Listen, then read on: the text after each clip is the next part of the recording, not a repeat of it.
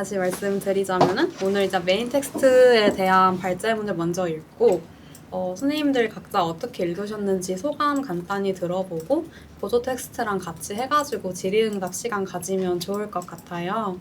그래서 일단은 제가 단톡방에 올려드린 발제문 먼저 읽어보도록 하겠습니다. 일단은 맨 앞에 젠더 트러블 소판 옮기니 해제해서 제가 인용문을 하나 가져왔는데요.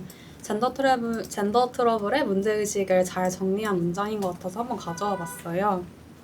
주디스 버틀러가 젠더 트러블을 시작하면서 맨 먼저 제기하는 질문은 바로 페미니즘이 반드시 여성이라는 집단적 범주를 가정해야 하는가이다. 범주로서의 여성에 대한 이 비판적 인식은 가부장적 이성애주의를 비판하는 것이면서 실천을 지향하는 페미니즘의 역사가 보인 정체성의 폭력에 대항하는 것이기도 하다. 인데요. 이 내용의 면면을 길게 설명한 것이 1장 내용이기도 해서 한번 가져와 봤습니다. 그러면은 발제문 읽어볼게요. 1장 섹스 젠더 욕망의 주체들, 페미니즘 주체로서의 여성들. 젠더 트러블이 쓰인 1990년대까지 전통적인 페미니즘은 보편적인 여성 범주를 가정해왔습니다. 여성 정체성은 여성으로 분류되는 개인들이 겪는 불이익을 개인의 경험이 아닌 여성 범주의 경험으로 묶어줬습니다. 이러한 정체성 정치는 여성의 삶을 정치적 의제로 재현하는 동시에 여성들에게 정치성을 부여함으로써 특정한 맥락에서의 여성 주체를 만들어냈습니다. 또 여성을 우리 사회가 고려해야 하는 범주적 집단으로 설정하는 것은 여성의 삶이 충분히 재현되지 않고 가시화되지 않는 상황에서 중요한 정치적 도구로 기능했습니다. 하지만 여성 내부의 차이에 대한 목소리와 주체 개념에 대한 의심으로 인해서 미와 같은 여성의 정체성과 여성의 정치성에 대한 관계인식이 도전을 받기 시작했는데요. 크게 두 가지 이유가 있었습니다. 첫 번째 이유는 여성 정체성의 유동성입니다. 여성이라는 주체는 더 이상 고정된 것으로 이해되지 않았고 무엇이 여성을 구성하는지에 대한 공통된 합의가 없었습니다. 둘째로는 정치적 도구로서의 재현의 한계입니다. 재현은 이미 주체로 인정된 삶에 대해서만 이루어질 수 있기 때문에 주체가 아닌 이들의 삶을 위한 정치적 도구로 사용되기 어려웠습니다. 버틀러는 먼저 푸코가 제시한 권력의 생산적 기능과 사법적 기능을 인용하면서 재현 정치의 한계와 주체의 문제에 대해 접근합니다. 푸코에 따르면 권력의 생산적 기능은 규범을 통해 정상, 비정상을 구분함으로써 정상적 주체를 생산하고 사법적 기능은 규범에 맞지 않는 비정상을 처벌하거나 교정함으로써 정상의 의미를 공고히 합니다. 이를 통해 체제가 만들어낸 주체는 체제의 필요 조건에 따라 형성되고 정의되고 재현된다는 것을 알 수 있습니다. 그렇다면 여성 주체에 적용을 해보면 어떨까 했을 때 버틀러에 따르면 여성이라는 사법적 주체는 페미니즘이 해방되고자 하는 바로 그 규범이 생산하는 것입니다. 따라서 여성이라는 범주를 더 완전히 재현하려는 시도, 다시 말해서 어떤 존재들의 삶을 여성의 삶으로 가시화하고 발화하려는 시도는 결국 페미니즘이 저항하는 바로 그 규범이 지정한 틀 안에서만 이뤄질 수밖에 없습니다. 또 체제에 종속된다는 것 외에도 주체는 필연적으로 어떤 존재를 폐쇄함으로써 성립할 수 있다는 점에서 버틀러는 주체 개념에 문제의식을 갖습니다. 따라서 페미니즘은 여성 범주 재현의 확대를 모색하는 대신에 당대의 권력 구조가 어떻게 여성 범주를 생산하고 규제하는지를 이해하고 밝혀내야 합니다. 주체 개념에 대한 의심을 드러낸 뒤 버틀러는 다시 여성 정체성의 유동성으로 돌아갑니다. 젠더는 고정된 것이 아니고 시대와 맥락에 따라 또 인종, 계급, 민족성, 지역 등의 사회적 위치와 교차하며 늘 가변적이고 모순적으로 성립됩니다. 따라서 어설픈 보편성과 통일성을 전제하는 페미니즘 주체는 분명히 어떤 것을 배제한 결과일 것이고 그러한 여성 혹은 여성들 범주의 수용은 필연적으로 어떤 것을 배제했기 때문에 반대에 부딪힐 것입니다. 이러한 고착 상태에서 버틀러가 제안하는 것이 페미니즘 계보학입니다. 페미니즘의 법적 주체로 간주된 것을 생산하고 또 은폐하는 정치적 작용을 추적하는 일은 바로 여성 범주의 페미니즘 계보학이 맡아야 할 과제이다 라고 말을 하는데요. 버틀러가 젠더 트러블에서 실행하는 페미니즘 계보학은 페미니즘의 주체가 무엇을 배제함으로써 성립되었는지 그 규범과 권력의 작용을 추적하는 작업입니다. 이러한 작업을 통해 정체성 없는 정치성의 가능성과 의의를 증명할 수도 있을 것이라고 버틀러는 기대하고 있습니다.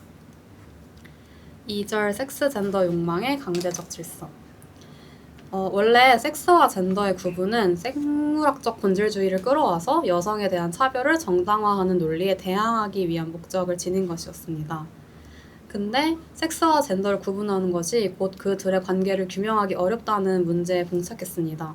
섹스와 젠더 간의 필연적인 인과성이 없다는 것 때문에요. 그래서 이는 젠더가 섹스를 모방하거나 반영하거나 젠더가 섹스의 규제를 받는다는 은연중의 생각으로 이어졌습니다. 이때 버틀러는 섹스 젠더의 의미가 어떻게 주어졌는지 그 역사를 먼저 물어야 한다고 주장합니다. 그렇게 물었을 때 섹스도 젠더만큼이나 구성된 것이라는 결론에 이를 수 있습니다. 굉장히 유명한 구절이라 가져와 봤는데요. 어쩌면 섹스는 언제나 이미 젠더였는지도 모른다. 그 결과 섹스와 젠더는 전혀 구별될 수 없는 것으로 판명된다. 버틀러는 섹스가 곧 젠더화된 범주라면 섹스를 담론 이전의 것으로 이해해서도 또 젠더를 섹스의 문화적 의미로 이해해서도 안 된다고 말합니다.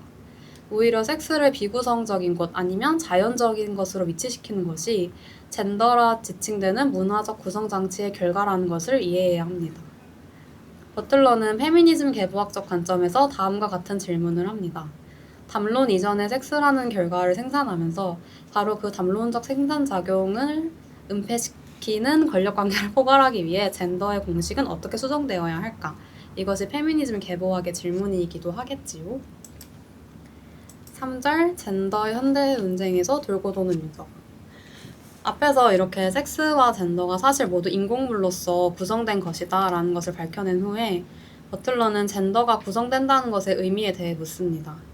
젠더가 문화적으로 구성된다고 했을 때 그 문화를 하나 혹은 일련의 법이라는 관점으로 이해하면 결국 이원론적 젠더는 인간이라면 피할 수 없이 몸에 각인되는 고정된 의미라는 결정론으로 흐릅니다. 생물학적 결정론이 문화적 결정론으로 대체되는 거죠. 반면 여성은 만들어지는 것이라는 보부아르의 주장은 결정론적이지 않은 젠더의 가능성을 제안합니다. 보부아르의 주장에는 코기토를 지닌 어떤 이성, 인간이 가진 이성을 지닌 인간이 섹스와 상관없이 자유롭게 자신의 젠더를 선택할 수 있다는 전제가 담겨 있습니다. 하지만 여성은 언제나 강제적으로 여성으로 만들어지는 문화적 상황 아래에서 정말로 인간이 자유롭게 자신의 젠더를 선택할 수 있을까라는 의문이 남습니다. 오타가 났네요. 즉입니다. 즉, 규범적인 문화적 의미로 해석되지 않은 몸이 존재할 수 있을까라는 의문이 남습니다. 어떠한 몸도 문화적 해석에서 자유로울 수 없다는 지금의 상황으로부터 버틀러는 섹스가 지금까지 줄곧 젠더였음을 강조합니다. 구성의 의미에 대한 논쟁은 위와 같이 결정주의와 자유의지 간의 전통적인 철학적 대립으로 방황합니다. 이러한 언어적 사유틀이 논쟁의 관점을 형성하고 제한하기도 합니다. 이런 맥락에서 몸은 도화지처럼 해석되거나 결정되는 문화적 의미를 반영하는 수단이나 매개로 여겨집니다. 하지만 버틀러는 몸 자체도 하나의 구성물임을 주장합니다. 문화적 의미가 반영된 젠더 표식 이전의 중립지대로서의 몸은 존재하지 않는 것입니다. 중요한 것은 몸에 대한 젠더 해석이 결코 자유롭지 않고 언제나 이분법적 규범의 틀 안에서 행해진다는 것입니다. 우리는 우리를 둘러싼 구조 바깥의 해석을 상상할 수 없고 규제 역시 언어가 상상 가능한 젠더 영역으로 구성된 것 안에서 만들어집니다. 그렇다면 젠더의 의미가 현대 사회에서 어떻게 쓰이고 있을까요? 사회학자들은 젠더를 분석틀로 말하는데 이 경우 젠더는 섹스화된 몸이 가정하는 의미로 이해할 수 있습니다. 몸이 읽히는 방식이라고 이해할 수 있을 것 같아요. 어떤 페미니즘 이론가들은 젠더가 개별적 속성이 아닌 일련의 관계들이라고 주장합니다.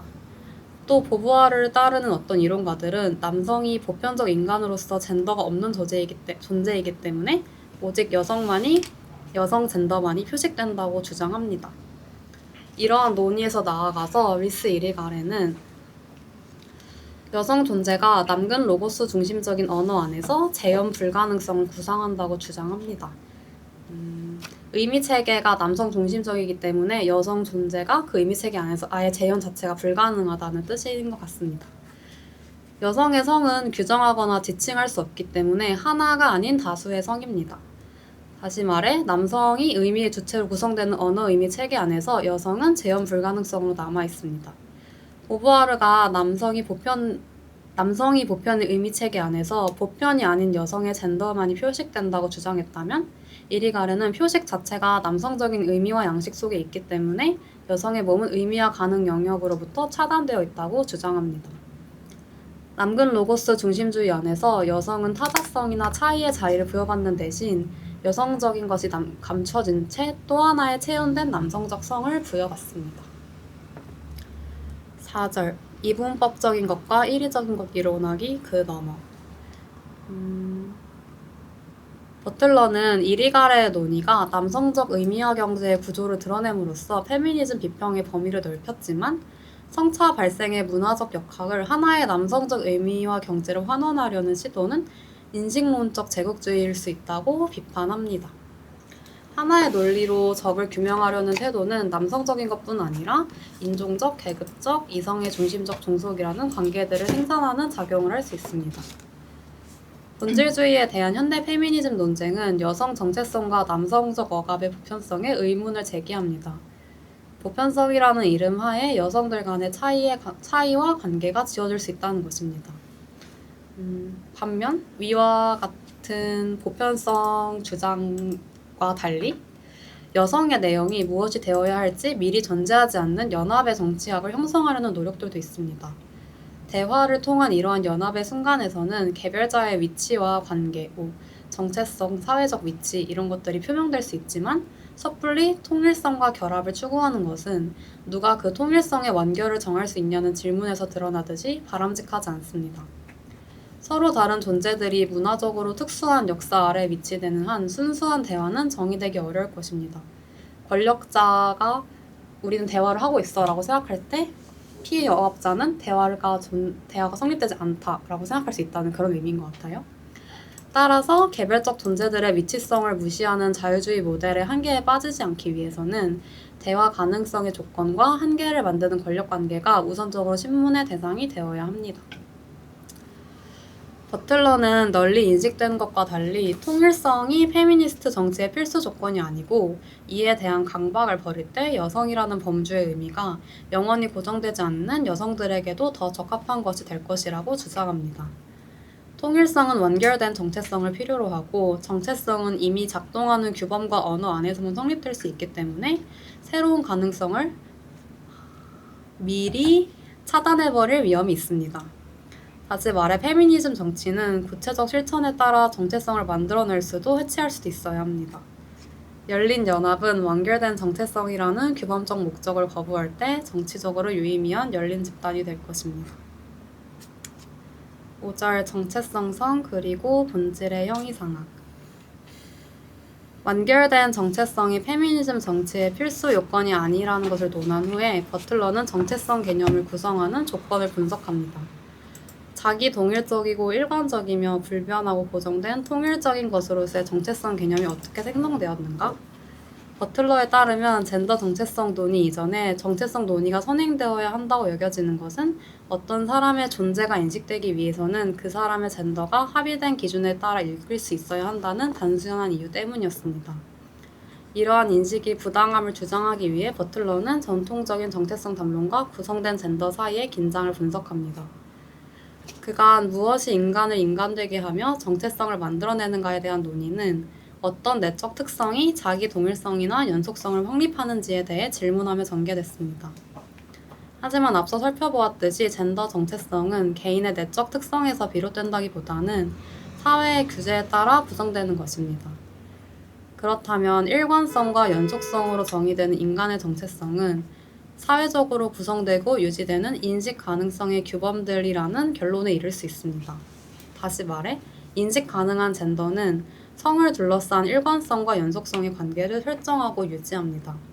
그리고 그러한 젠더를 벗어난 유형들은 법으로 인해 금지되며 또 생산됩니다. 강제적 이성애는 이러한 인식 가능한 젠더를 조조하는 것에 일조합니다. 성적 욕망이 오직 이성의 하나뿐이라면 젠더는 남성과 여성으로 생산되고 제도화될 수밖에 없습니다. 인식 가능한 젠더를 생산하려는 문화적 모태는 특정한 정체성은 존재할 수 없다고 규정합니다. 이처럼 인식 가능성의 영역에서 배제된 정체성들은 논리적 불가능성이나 발달상 실패로 보이지만 동시에 인식 가능성 영역의 한계를 지적하고 전복적 모태를 펼칠 비판적 기회를 제공합니다.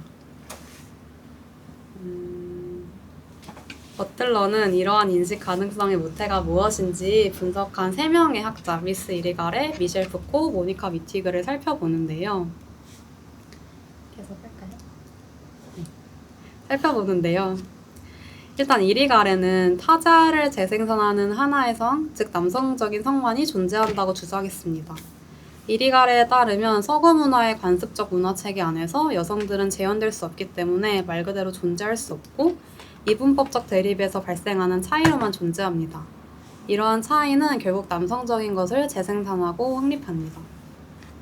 푸코는 여성적인 것이든 남성적인 것이든 성의 범주는 섹슈얼리티 규제의 생산물이라고 주장했습니다.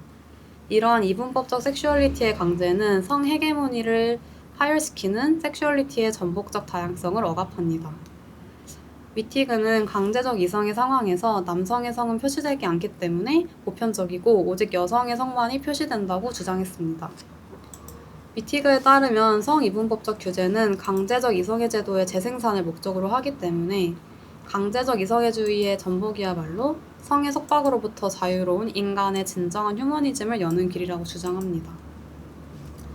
한편 재밌는 부분이었는데 위티그는 레즈비언을 강제적 이성애주의의 이분법적 규제를 초월할 수 있는 제3의 젠더로 상정합니다.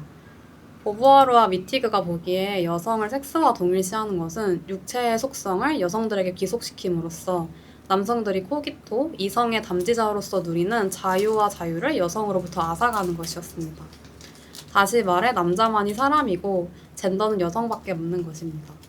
따라서 위티그는 여성들이 보편적 주체로 거듭나기 위해 섹스를 파괴할 것을 요구합니다. 근데 이러한 주장은 자유를 이상화하고 성의 범주를 생산하고 당연시하는 것에 책임이 있는 본질의 형이상학에 동의하는 것이기도 합니다.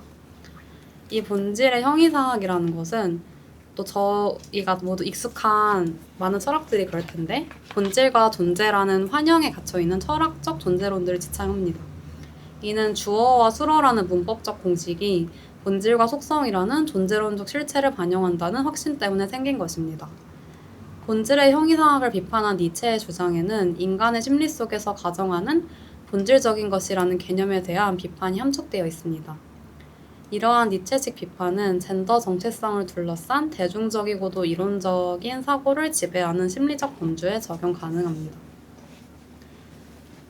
위티그는 젠더 표시 없이 사람이 언어 안에서 의미화될 수 없음을 주장합니다.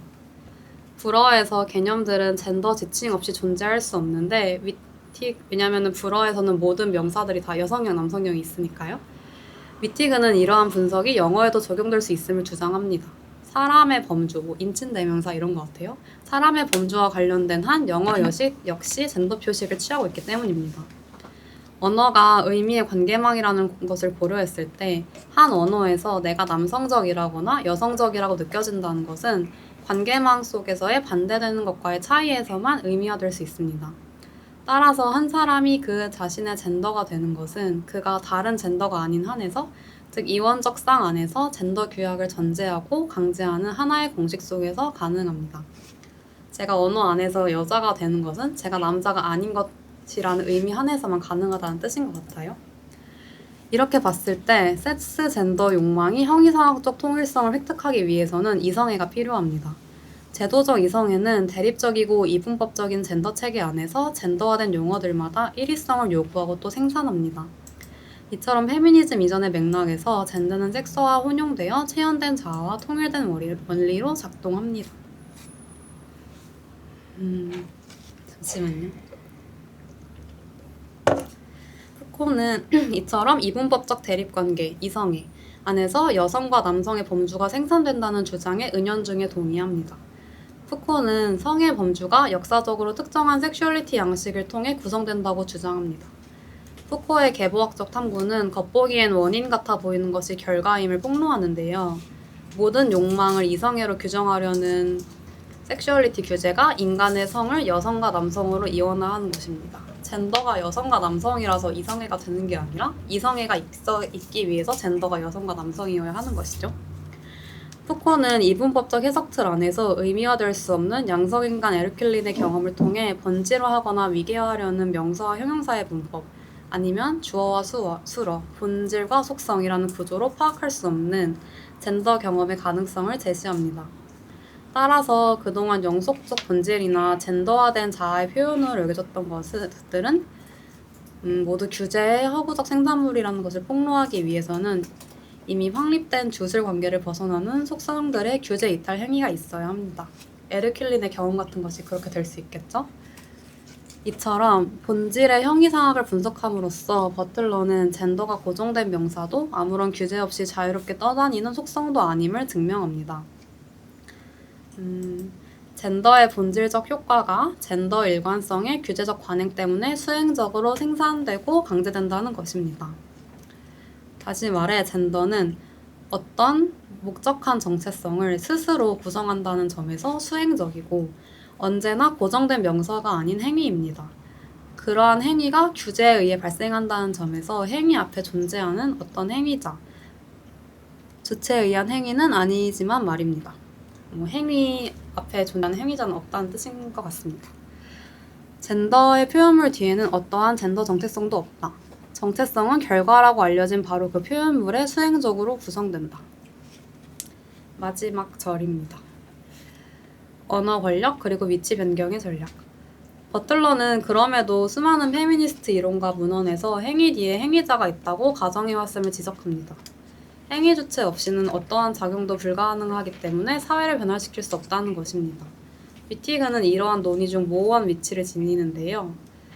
위티그는 존재론적 본질이 있다고 가정하는 본질의 형이상학을 반박하는 것처럼 보이지만 한편으로는 행위작용의 원인으로 개인을 상정합니다. 다시 말해 행위 뒤에 행위자를 분명히 전제합니다. 그럼에도 위티그는 젠더의 수용적 구성이 문화의 실질적 실천 속에서 가능하다고 설명합니다. 위티그는 섹스가 제도화된 이성에 의해 작동되는 표식이기 때문에 물질적 실천들에 의해 지어지거나 희미해질 가능성을 주장합니다. 물질적 실천을 통해서 센스의 의미를 약화시킬 수 있다는 뜻인 것 같습니다. 이리가레와 달리 위티그는 언어 자체가 오염된 것은 아니며 단지 여성 혐오의 도구로 사용될 수 있기 때문에 다시 되찾아올 수 있음을 기대합니다. 즉 유물론자로서 위티그는 물질상의 또 다른 제도인 언어가 변화될 수 있다고 여깁니다. 한편 위티그는 여성의 섹슈얼리티를 재생산으로 환원하는 것에 대응하며 재생산 바깥으로 여성의 섹슈얼리티를 확장합니다. 재생산 없는 여성의 섹슈얼리티를 강조한다는 건데요. 또한 동성애를 발달 이론의 정상적 지점에 도달하지 못한 성도착으로 읽어내는 프로이트에 대항하며 미발달 성욕들을 정확하게 프로이트 이론 안에 안정시킵니다. 그러나 아이러니하게도 이러한 전개는 이성애적 모태 안의 발달 개념을 더욱 풍부하게 만드는 효과를 발생시켰습니다. 페미니스트 정신분석학은 언어적 젠더 표식이 변경 가능하고 따라서 우연적인 것이라는 위티그의 논의에 대해서 젠더 표식이 발생하는 언어의 의미와 기능을 덜 이론화하고 평가절하했다고 말했습니다. 락학에게 있어서도 남성적 주체는 근친상간의 금지와 이성애적 욕망이 강제한 구성물인데 이때 여성성은 결코 주체가 될 수 없고 오직 상징계가 의미화한 결핍으로만 위치지어집니다. 이때 남성적, 여성적 입장 모두 인식 가능한 젠더를 생산하는 금지법을 통해 구성되지만 이것은 이와 대비되는 상상계에 재등장하는 무의식적 섹슈얼리티의 생산을 통해서만 가능합니다. 이들의 입장에서 인간이 물질적 실천을 통해 이러한 법을 변경하는 것은 어렵거나 불가능한 일입니다. 정신분석학을 둘러싼 이런 페미니즘의 노력들은 본질적인 것이 아닌 배제를 통해 구성된 것으로서의 여성성을 이론화하고자 합니다. 체제 안에서 거부되거나 배제된 것으로의 여성성은 헤게모니 개념체계를 비판하거나 붕괴할 가능성을 형성하게 합니다. 위티그와 같은 프랑스 전통의 유물론적 페미니스트들은 성차야말로 물화된 이분법적 성구분의 복제물이라고 주장할 것입니다. 하지만 이러한 비판은 억압적 섹슈얼리티의 장소로서 일관된 남성성, 여성성이라는 정체성 구성을 실패하게끔 만드는 무의식을 간과한 것입니다. 다시 말해 상상계에 존재하는 억압된 금기된 섹슈얼리티는 언제고 회귀하여 문화적으로 인식 가능한 젠더가 구성된 것임을 폭로하고 정체성을 구성하는 금기가 아무런 효력이 없음을 드러냅니다. 정신분석학 얘기를 엄청 길게 했는데요. 이제 결론이 나옵니다. 미티그와 같은 유물론적 입장과 앞선 문단에서 살펴본 후기 라캉의 입장 차이는 규제 이전으로 회복 가능한 섹슈얼리티가 라캉적 입장처럼 무의식적 양식 안에서의 법의 이전에 존재하는지 아니면 미티그 입장처럼 성기기 이후로서의 섹슈얼리티로서 법의 이후에 존재하는지에 대한 규범화 논쟁에서 나타납니다. 이런 전복적 섹슈얼리티가 법 이전에 있는지 법 이후에 있는지에 대해서 둘이 막 싸우고 있다는 건데요. 근데 이러한 논의들은 모두 법의 집행 이전 아니면 이후라는 시간적 비율을 통해서 전복적 섹슈얼리티를 상상하는 상황입니다. 근데 그것에 반해서 푸코는 우리한테 법 이전이나 법 이후 자체가 아예 불가능하기 때문에 법으로부터 자유로울 수 있는 섹슈얼리티가 아예 불가능하다고 말합니다. 푸코에게 금기는 언제나 생산적인데요. 언제나 생산적인가라는 것은 언제나 주체를 생산하기 때문에 주체로서의 우리가 법에서 벗어난 섹슈얼리티에 접근하는 것이 애초에 불가능하다는 거죠. 법보다는 권력이 사법작용과 생산작용 둘 다를 포괄합니다. 따라서 권력관계의 장 안에서 발생한 섹슈얼리티는 단순히 법의 복제본이나 반복된 결과물이 아닙니다. 이것은 권력의 생산물이 원래의 목적을 벗어나 인식 가능성의 장을 확장할 수 있는 가능성을 지닌다는 것을 의미합니다. 그동안 남성적 섹슈얼리티나 쾌락과 구분되는 여성적 섹슈얼리티를 길어올리려는 시도는 모두 생물학적 본질주의로 회귀한다는 비판에 부딪혔어요. 생물학적 본질주의로 회귀하지 않더라도 이분법적 문화체제 안에서 남성과 구분되는 여성적인 것을 특징화하는 것은 결국 여성을 남성의 반대항에 종속시킨다는 위험이 있습니다. 그리고 만약에 여성적 쾌락이라는 것이 문화의 바깥에 존재할 수 있다고 쳐도 우린 어차피 문화 안에서만 사는데 그러한 섹슈얼리티가 우리에게 어떤 기여를 할 수 있을지 의문스러운 상황입니다. 페미니즘 안에서 섹슈얼리티를 옹호하는 운동은 섹슈얼리티가 부분적으로는 이성애적이고 남근 중심적인 문화 관습의 시선으로 이해되는 담론과 권력을 조건으로 구성된다고 주장해 왔습니다. 그러면 남근 로고스 중심주의를 전제하지 않은 남성성과 여성성의 짝이라는 의미에서의 이성애, 양성애, 레즈비언 맥락의 시선에서 구성된 섹슈얼리티는 이에 대항할 수 있습니다. 남근 로고스주의로 대표되는 남성 동일시의 섹슈얼리티 대신 우리는 남근적 권력관계의 관점에서 구성된 대안적 섹슈얼리티 개념을 전개할 수 있습니다. 예를 들어 레즈비언 펜부치 관계에서 볼 수 있는 이성의 관습의 현존이 이성애라는 본질의 모방이 아니라는 걸 알 수 있고 동성애자와 이성애자의 관계는 복사본과 원본이 아닌 복사본과 복사본의 관계입니다.